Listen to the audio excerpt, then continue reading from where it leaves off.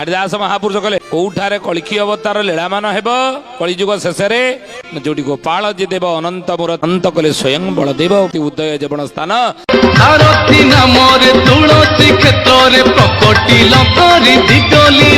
आउ गुप्त खंडगिरी ताहा को जानिबो जही रे आंभ विश्राम आम कहूचु ना गुप्त खंडगिरी ठारे कलिकी लीला हेब तेणु से गुप्त खंडगिरी कौटी से आम विश्राम करदेव महापुरुष कहते कौटी लीला प्रकाशित कलिकी भगवान हेबे ना जेउटी ख्यात बट ठारे अनंत प्रकाश छाड़िबे से सिंहरड़ी मो प्रभु से सिंहरड़ी देवी से मु लीला करी उदय ही प्रभु कलिकींग लीला से जगार झटक साधु सन्त माने बेड़िकी थे साधु सन्त माने सहित प्रभु लीला सेठारे करिवे गुप्त रही थे आरती नामरे तुलसी क्षेत्र प्रकटिल करी लीला तुम महिमा अटे अपार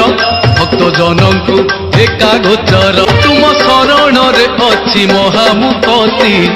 प्रभु सारथी।